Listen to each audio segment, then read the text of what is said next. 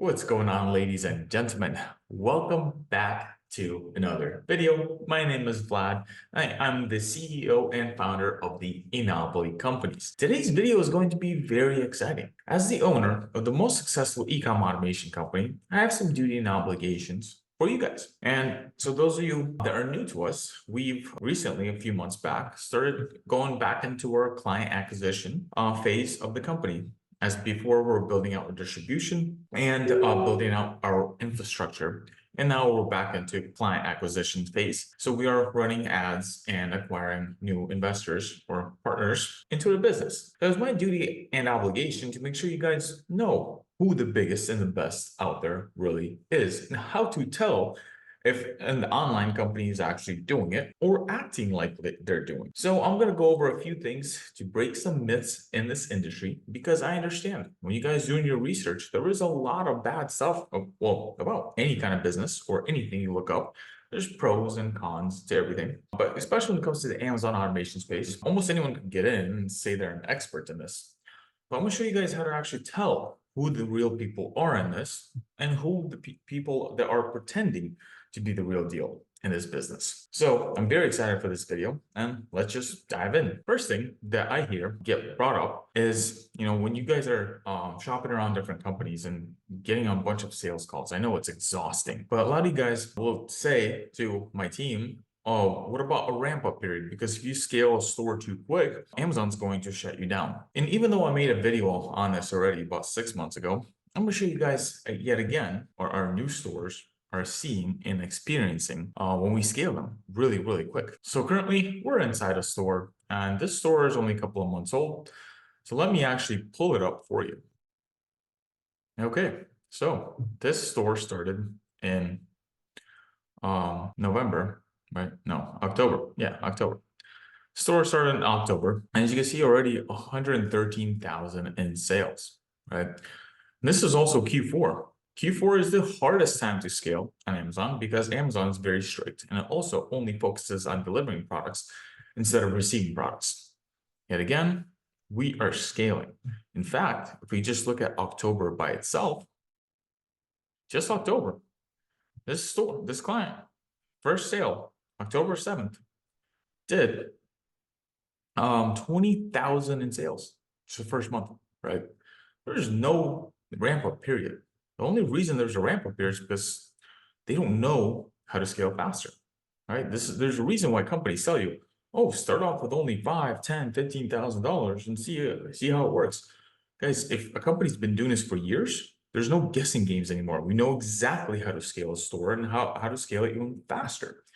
Really just depend. The only thing that's limiting the store's growth is your own working capital, right?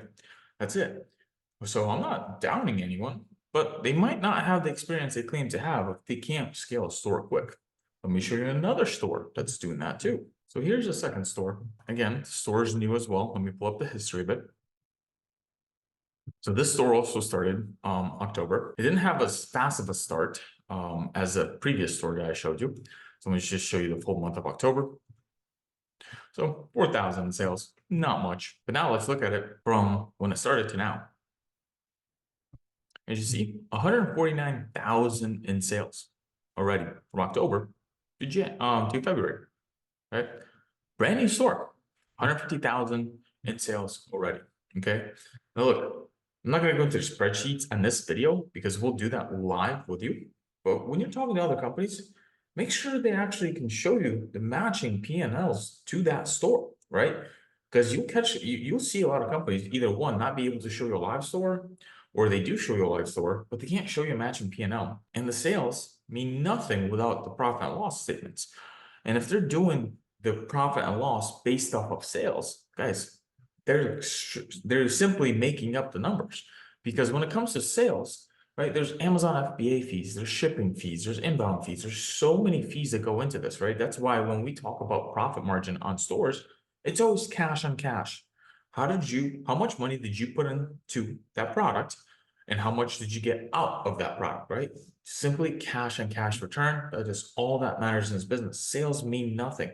So make sure when you're doing your research and your due diligence, you can actually see matching P&Ls. On top of that, make sure they can show you a store that's similar to your working capital, right? If they've been doing this for years, they should have multiple different clients with different capital backings that can show that you can relate to, right? If you have $50,000, $20,000 working capital, or $150,000, you should be able to see a store that's similar to that level, right? And preferably multiple stores that are similar to that level. That's why we have an arsenal of many, many different stores that we could show you. Because we're never going to show you projections. We're never going to show you a profit calculator and let you guess how much you're going to make. We're literally going to show you a store that's live with matching P&L statements that is similar to your level, because that's what you're going to be experiencing. We're not here to sell you a dream. We're not here to overpromise you.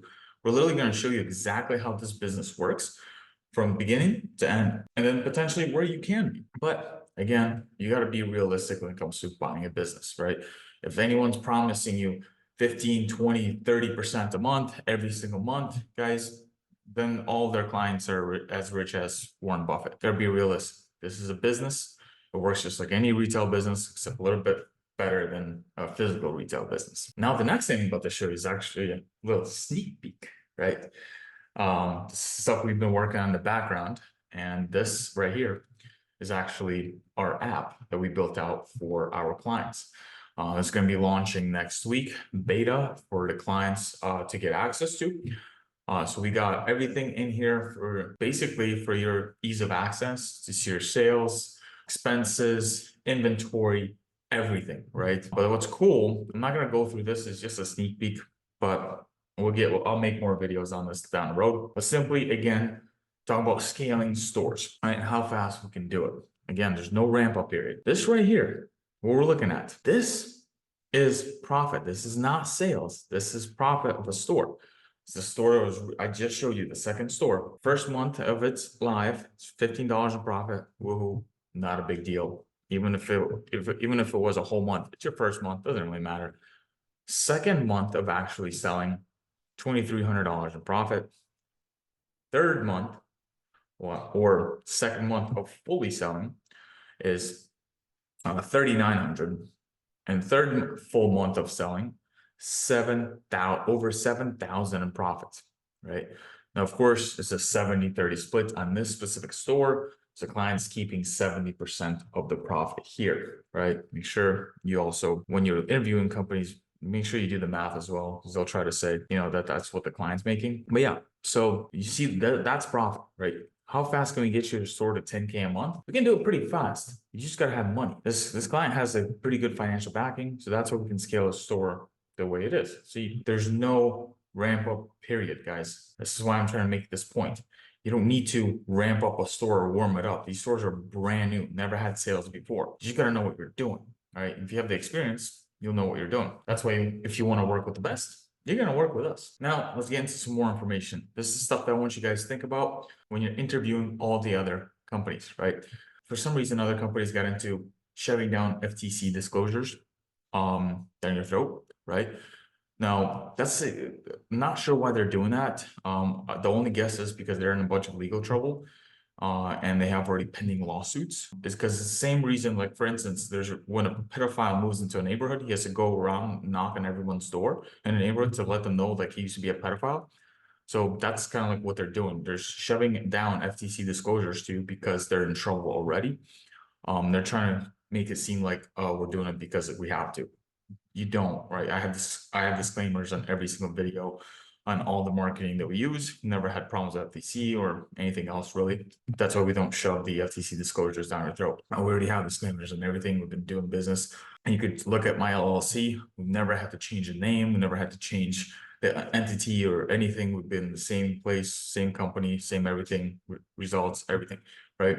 So not sure why they're doing it. It's because probably they're trying to hide something and they're already in legal troubles. But every business out there is under the FTC. So it's not just like e-com automation. Like if you own any type of business, it's under the Federal Trade Commission as well. Also be wary of profit and loss calculators or projections.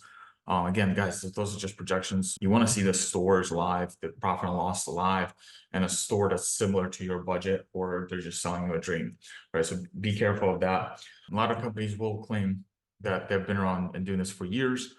but then you look at their content, it's only a few months old, right? Like they'll claim to be around 5, 7, 10 years or whatever. And you look at their YouTube channel and it's only a year old, or their client interviews are a few months old, right? Like if you look at my YouTube channels, you can see years of progress, years of different things that I've been doing, different client success stories. You could see when we used to do drop shipping no longer works, and we switched over to FBA, and we're crushing it with FBA.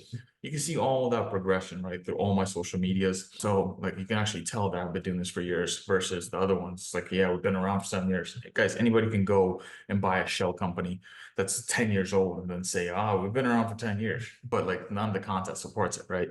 So don't let them just again, I've made plenty of videos about this. Everyone can sound good on the phone. But you got to look at the context clues. Like, what does the content they show you match what they're saying, right? If their FTC disclosures are showing you their client success, but it's only like 2 or 3 months worth of data, it's fishy because they've been around for many, many years, right? It's, you got to think of stuff like that. And also, like for instance, like the only thing we focus on when we're talking to you guys and showing you results is the only thing we focus on is results. Everything else is relevant, right? Doesn't like, yes, we have warehouses, we have everything to make this business work, but it's not relevant to you. What you're paying for is results, right? That's where we show you results. Whereas a lot of companies would just be like, hey, we got this shiny thing and this shiny thing and this shiny thing. The one thing they lack is the results. Like you got to think of what you're paying for when it comes to this business. Also, when it comes to employees, not everyone actually has employees, believe it or not. A lot of people outsource, right? This is why a lot of companies get shut down because they actually have no control. Like they'll actually just like send you as the client to an international team that they've never met or anything, right? You can check on my YouTube channel. I'm with I go to Philippines every 6 months, 6 to 7 months. Also, if you want to request one of my sales reps to show you the employees live working, if it's during business hours, you could see them live at the office working, see the Enopoly shirts, Enopoly signs everywhere. Everyone claims to have employees, but like no one has videos of them, which is weird, right? So these are little things you can look out for when you're doing research and trying to figure out which company is best for you. I'm not saying everybody out there is fake, but there is a lot of people that try to do what we do, right? So that's why I'm doing my job to make sure you guys understand how to see that. Yeah, so anyone could get a warehouse, right? Anyone could go lease a warehouse, and they're just focused on about the warehouse or whatever. It's warehouse isn't making money, right? The reason why we have warehouses for this business is just prep the products and send them off to Amazon, right? I have multiple warehouses across the United States. The reason being is because suppliers are all over the United States.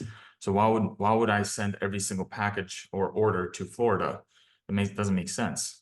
I'd rather send it somewhere else which is closer, so we could prep it faster and then send it off to Amazon, because Amazon's the one that's going to be holding the products, not us, right? Because we're doing FBA. So those are the things that you guys need to be mindful of when you're interviewing companies and seeing who really is doing it, right? Because if they can't show you a store that's similar to your working capital, but they're showing you multi-million-dollar stores, chances are that's not even their store, right? You could look up the business name of them and find out who actually owns those stores. And if you have any questions, you can ask my team. We have all the resources to be able to pull up anything to help you make the right decision. Because at the end of the day, if you're going to be partnering with a company and spending hundreds of thousands of dollars, you're going to want to make sure they do everything the right way and have the results to actually be able to scale you.